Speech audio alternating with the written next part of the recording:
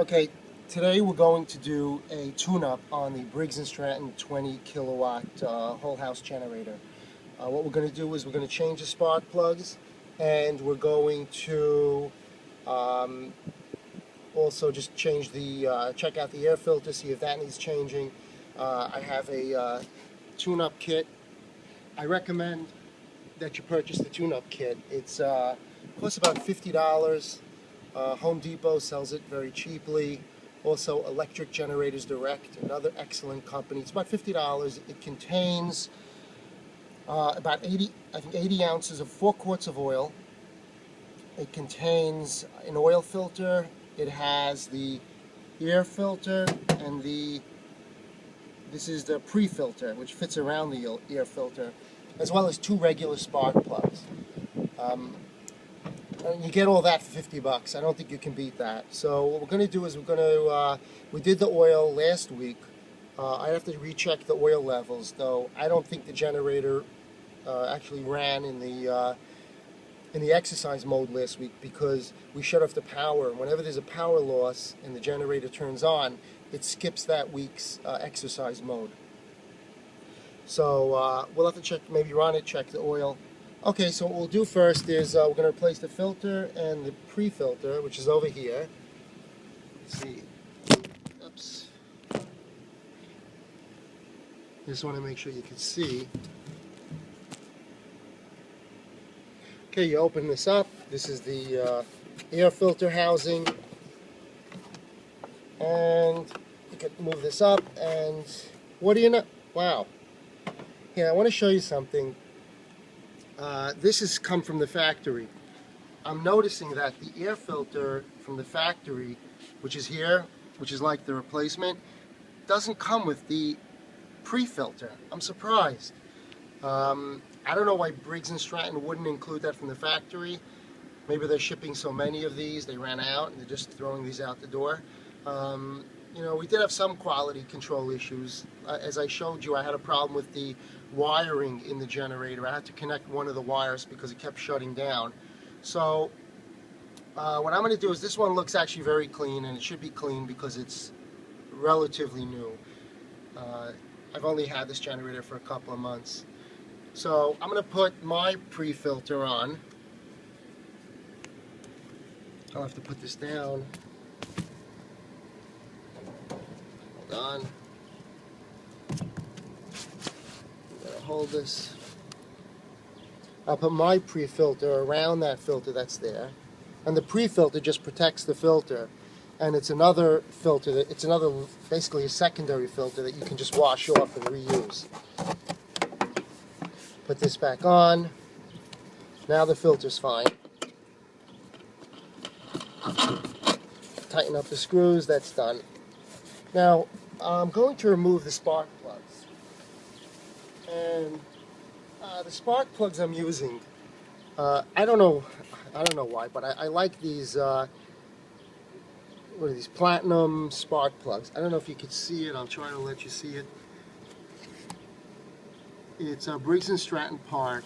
It's part number 696202, and it's a platinum spark plug, and it says on it. Fits all Briggs & Stratton engines. It says 5066 on top, then the part number 696202. And it basically replaces the spark plug that's in there. The only difference is that this comes gapped at 0.030, and you have to change the gap to 0.020 inches. You need a spark plug gapper. I had to get one. I haven't had one since I was a kid. They don't really work on cars anymore. But so we got this platinum to replace it, and you take a special spark plug remover, which is just a 5/8 inch plug with a little rubber thing in there to protect the spark plug.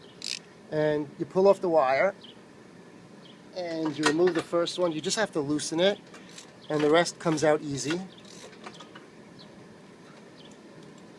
Let's see, you can remove it by hand. And that's coming out from over here. Let me show you. It's coming out from over here. Let's take this out.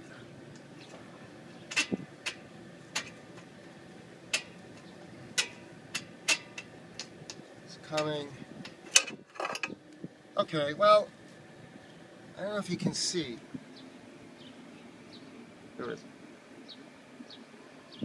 It's pretty good. It has a little, is that dust? I don't know. It's a little darker color. Let me see if if there's enough light here. Here. It's a little darker color. I don't think it's anything out of the ordinary. Clean, not oily. So I think that's good. And I'm going to replace that with the platinum plug. I think platinum plugs basically just last longer, so I won't have to do a tune-up as often. So I'm putting that in. You want to always screw spark plugs in by hand. Never start them off with the ratchet, or you'll cross thread it and you'll have a lot of aggravation in your life.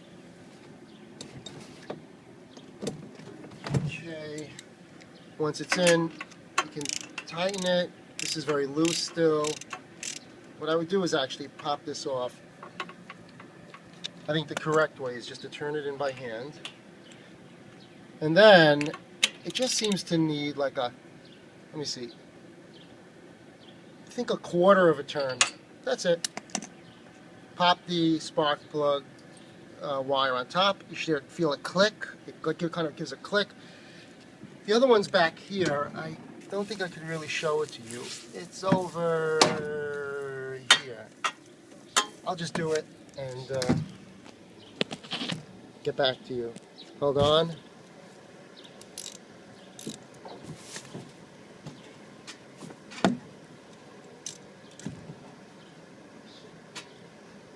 So it comes out pretty easily.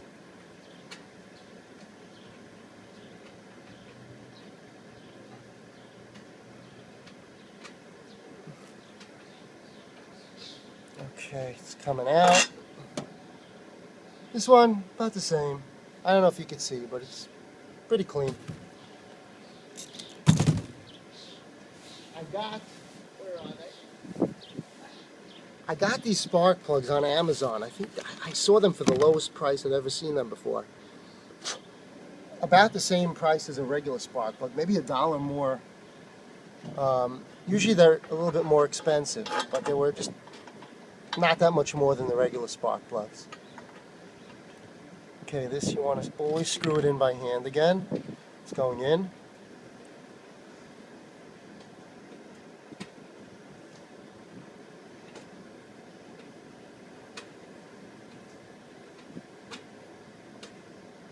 Okay.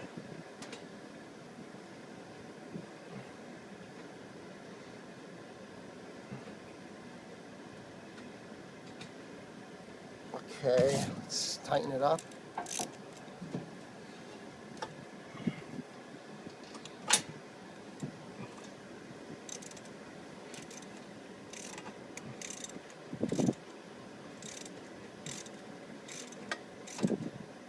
Hold on.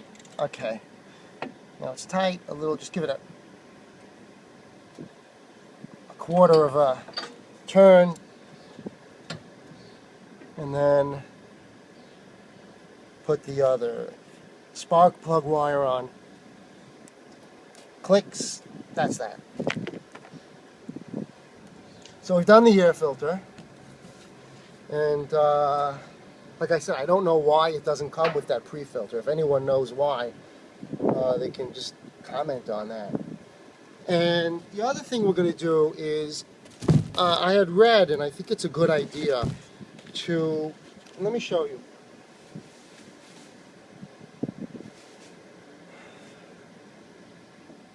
Here, over here, is the oil filter, and the oil change, when we changed the oil in the other video, this is what we changed, the oil filter. Oh, it's just, I'll show you what that is, but basically, it's not leaking. You want to check for leaks. I read that it's good to put these rare earth magnets on an oil filter because it attracts all of the metal particles that get rubbed off from the engine and get in the oil, which are maybe perhaps microscopic, too small to be filtered by the oil filter. So what you do is you put on these rare earth magnets, and that'll attract the metal, and if there's any little tiny metal shavings that are small, microscopic, or just can't be filtered, it'll keep it out away from the engine, so it won't be circulating in the through the engine, where it could possibly wear down the engine prematurely. So the question is, where do you get these rare earth magnets? Well, you could buy them; they're not that expensive. What I got is, I had read that you can, if you take apart a hard drive, a hard disk drive, get an old hard disk drive and either unscrew it, or sometimes use torque screws, just smash it to pieces with, take a crowbar and a hammer and crack it in half. And under the read-write head, the read-write head is like your finger, it moves across the platters. Obviously, if you try this with an SSD drive, that won't work. Just an old hard drive. Under the read-write head are these very strong magnets. I mean, well, I mean, I'll just show you. It basically takes about 4 pounds of pressure to pull it off. So you basically open up that assembly, and then just with a crowbar and some tapping it with the hammer, you can break off these magnets, and then you can just put them on here.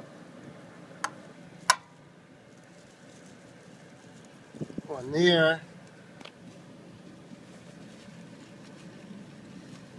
And the other one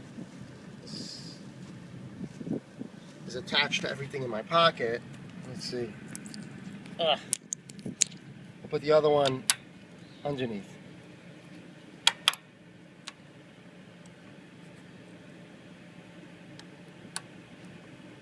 Well, that should be good.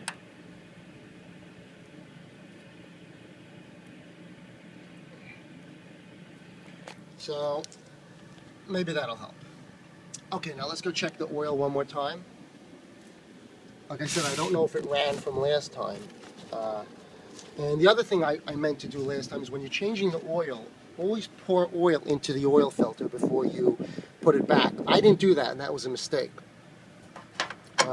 What you want to do is you want to put the oil in so that it'll circulate right away. Otherwise, it'll build up. The oil will have to start pumping. This will be empty. It'll take time, and the engine wears down after an oil filter.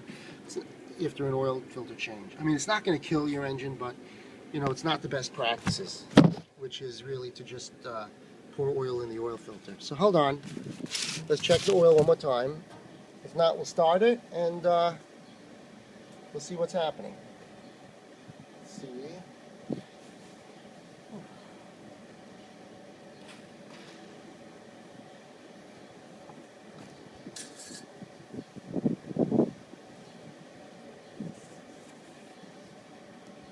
Let's check the oil. Looks like it was about what it was last week. Let's start the engine and see if it starts. You know what I want to do first, actually? I want to see how loud it is with it closed. I've never seen that. So let's close it up first. We'll assume everything works. Cross our fingers. Let's see. This front on.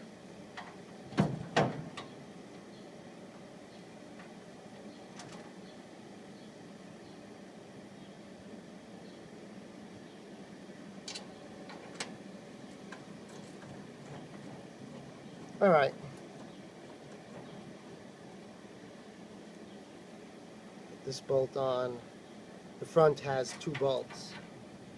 So I'm just going to screw those on.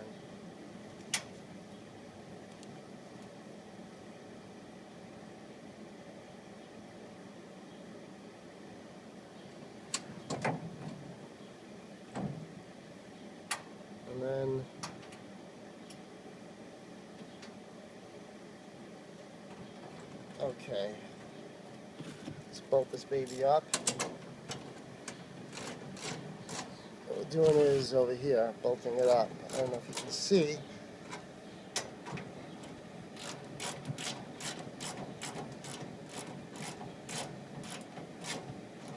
It was very loud last time with the air conditioners running, very loud. But let's just see what happens. Let's get it started, and we'll listen to it. It's on. You hit off. Let's hit blank. Screen's blank. So let's hit manual.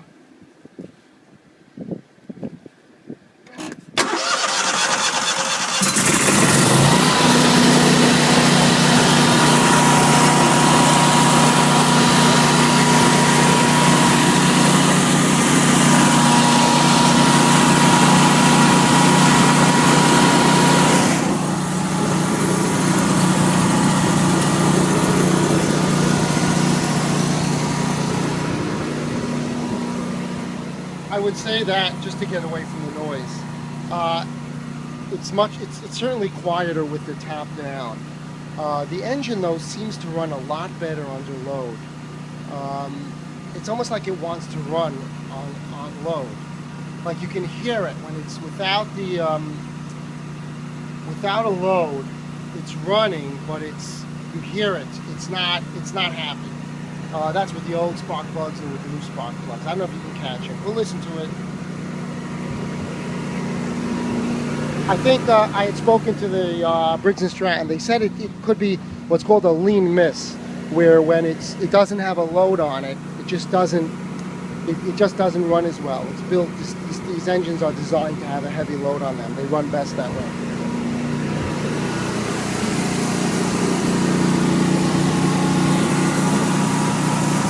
This exhaust.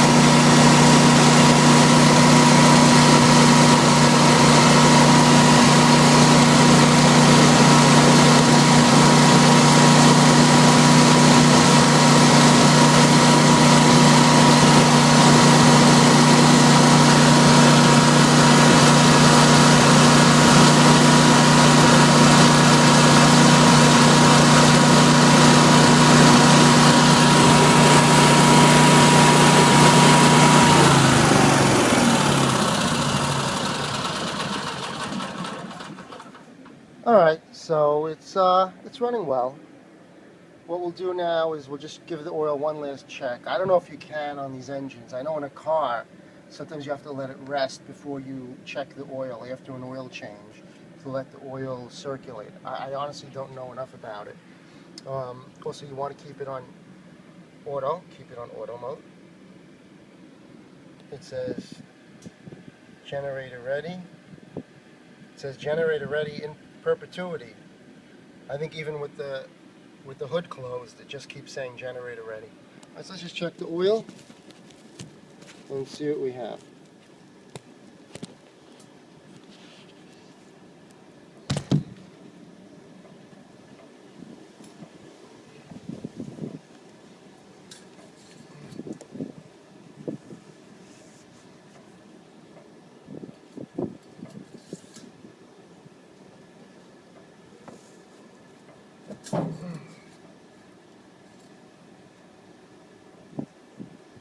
It's difficult to tell. Let me try one more time.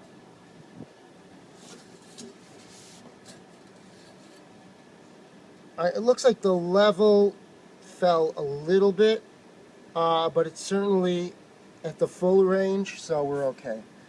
So at this point, we've changed the oil, we've changed the oil filter, the air filter's fine, we've changed the spark plugs. And I would say that we're done for the season. I think the next time we'll have to look at this is next summer. If you have any questions, just post it on the YouTube page. Any suggestions, post that as well.